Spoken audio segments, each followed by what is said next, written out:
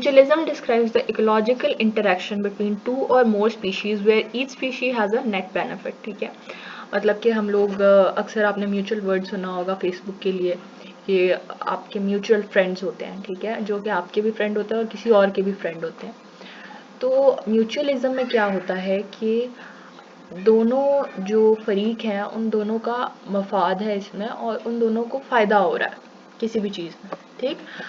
तो हम लोग देखते हैं अब फंजाई के अंदर क्या होता है कि फंजाई दो तरह की म्यूचुअलिस्टिक एसोसिएशन शो करता है या सिम्बियोटिक एसोसिएशन शो करता है। तो इसका क्या मतलब है कि जिसमें फंजाई को भी फ़ायदा होता है और उसके साथ जो पेयर अप होता है उसको भी फ़ायदा होता है, चाहे वो एलजी हो जाए या साइनोबैक्टीरिया हो जाए या कोई भी प्लांट हो जाए, ठीक है। तो यहाँ पर हम लोग लाइकन्स और माइकोराइजा को देखने लगे हैं। तो लाइकन क्या होता है? Lichen is a composite organism, ठीक। कॉम्पोजिट ऑर्गेनिज्म का मतलब क्या कि ऑर्गेनिजम्स आपस में मिलकर एक रिश्ता बनाते हैं और एक एसोसिएशन बनाते हैं जिसमें से उनको क्या हो रहा होता है, सबको फायदा पहुंच रहा होता है उस एसोसिएशन से, ठीक है। तो लाइकन में क्या होता है कि एलजी, साइनोबैक्टीरिया और फंजाई मिलकर लाइकन बनाते हैं और एक दूसरे के लिए हेल्प आउट करते हैं, एक दूसरे को फायदा देते हैं, ठीक है। ये एक ऐसी एसोसिएशन लाइकन।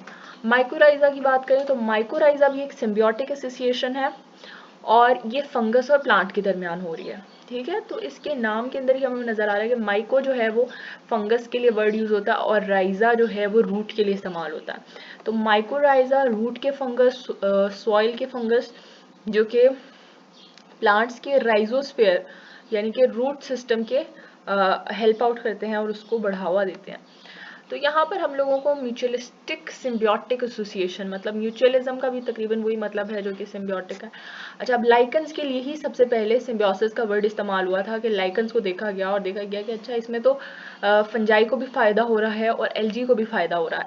तो फंजाई जैसे ये हमें नज़र आ रहा है कि फंजाई, इसके अलावा एल्गल सेल्स, ठीक है, एलजी हो गए या साइनोबैक्टीरिया, ये आपस में मिलके एक एसोसिएशन बनाते हैं। कभी कभार ये दोनों इकट्ठे होते हैं और कभी कभार तीनों इकट्ठे जो है वो एसोसिएशन बनाते हैं और उसको हम लाइकन बोलते हैं।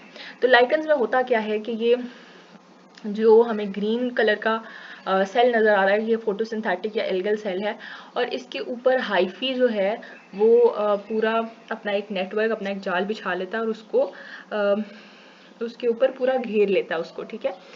तो हम लोग अब देखते हैं कि हाइफी जो है फिर आहिस्ता आहिस्ता क्या करता है कि ये जो फोटोसिंथेटिक सेल होता है या एल्गल सेल होता है, ये हाइफी उसकी सेल वॉल को पेनिट्रेट कर जाता है, उसके अंदर चला जाता है कि हाइफी के अंदर कुछ केमिकल सब्सटेंसेस ऐसे होते हैं कि जो इसकी सेल वॉल को अपने लिए परमिएबल बना लेते हैं, ठीक है। तो ये उसकी सेल वॉल के अंदर चला जाता है। अब जैसे ये सेल वॉल के अंदर जाएगा तो एलजी के अंदर जितने भी न्यूट्रिएंट्स हैं वो हाइफी को मिलना शुरू हो जाएंगे और इसके बदले में हाइफी जो है वो क्या करता है, वो प्रोटेक्ट करता है एलजी को सन रेज से या उसको एक होम प्रोवाइड करता है, उसको प्रोटेक्शन प्रोवाइड करता है। नेक्स्ट जो है, अब हम लोग देखते हैं कि आपकी बुक में बताया हुआ है कि लाइकन की बॉडी के 3 लेयर्स हैं, ठीक है। लाइकन की जो एक एसोसिएशन बनी है उसकी 3 लेयर्स होती हैं। कैसे 3 लेयर्स होती हैं कि सबसे ऊपर हमें सिर्फ हाइफी मिलेंगे, ठीक है, ये सिर्फ हाइफी है, ठीक है, ये हाइफी है और बहुत ज़्यादा क्या है, ये बहुत ज़्यादा थिन है और आपस में बहुत ज़्यादा जुड़ा हुआ है, बहुत ज़्यादा पैक्ड है। उसके बाद हमें मिडिल लेयर में देखने को मिल रहा है कि फोटोसिंथेटिक सेल को इसने अपने कब्जे में लिया हुआ है। जैसे हमने पीछे देखा था कि ये फोटोसिंथेटिक सेल्स के आसपास उसने जैसे जाल बिछाया था, तो मिडिल लेयर में इस तरह का जाल हमें मिल रहा है और नीचे जो है बॉटम लेयर पे जो हमें ये थर्ड लेयर यहाँ पे ये दिखाई दे रही है, तो यहाँ पे हाइफी जो है वो आपस में लूजली पैक्ड है। तो ये क्या कहते हैं कि फंगल हाइफी जो कि पेनिट्रेट करते हैं या इन्वेलप करते हैं फोटोसिंथेटिक सेल्स को, वो क्या करते हैं, transfer nutrients directly to the rest of fungus, ठीक है। अच्छा, नेक्स्ट हम लोग देखते हैं कि माइकोराइजा कैसी एसोसिएशन है। तो हमें यहाँ पे एक ट्री नज़र आ रहा है, ट्री की ये रूट्स हैं और फिर यहाँ पर हमें एक फंगस नज़र आ रहा है और उसकी ये रूट्स जो हैं उसके आपस में ये मिल चुकी हैं, ठीक है। यहाँ पर हमारी जो ट्री की रूट्स हैं उसके साथ इन लोगों ने एक एसोसिएशन बनाई है। तो नेक्स्ट इसको फर्दर थोड़ा स्टडी करते हैं कि जिस तरह से हमारी ये ट्री की रूट्स होती हैं तो यहाँ पे ये स्पोर्स जो है, फंजाई की जो स्पोर्स हैं वो डेवलप करना शुरू हो जाती हैं इन रूट्स के साथ। और फिर वो क्या करती हैं कि जैसे कि हमें यहाँ पर रूट नज़र आई, तो अब ये डेवलप हुई है और रूट के अंदर तक जो है वो उसको इन्वेड कर लेगी और सक्सेसफुली फिर वो क्या करेगी, जब ये अंदर तक इन्वेड कर लेगी तो हम लोगों के ट्री के साथ फिर एक ऐसा सिस्टम बन जाएगा, इतना बड़ा रूट सिस्टम बन जाएगा, मतलब कि अब एक ट्री की रूट्स कहाँ तक पहुँच सकती है, मैक्सिमम यहाँ तक पहुँच सकती थी, लेकिन फंजाई के साथ जब उन लोगों ने एसोसिएशन बना दी तो फंजाई तो यहाँ तक जा रहा है। तो अब ये फंजाई जो है ये इनको हेल्प आउट करेगा कि बाकी न्यूट्रिएंट्स और वाटर जो इस ज़मीन के हिस्से में भी है वो भी प्लांट ले सकता है, वरना उसकी रूट्स इतनी बड़ी नहीं थी कि वो ले सकता।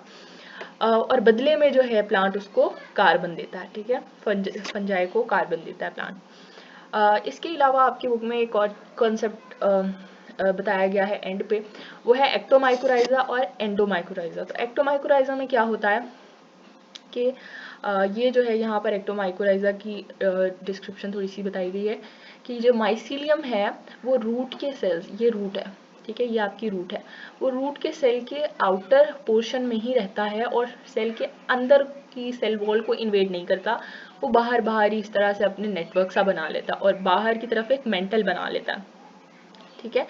तो और दूसरी तरफ अगर ये एंडोमाइकोराइजा की है, तो एंडोमाइकोराइजा में क्या होता है कि ये जो माइसीलियम है वो अंदर तक चलता है, ठीक है, अंदर तक वो जाता है और इसलिए इसको एंडोमाइकोराइजा बोलते हैं। So this was our video, I hope कि आप लोगों को अच्छी लगी हो। Thank you very much.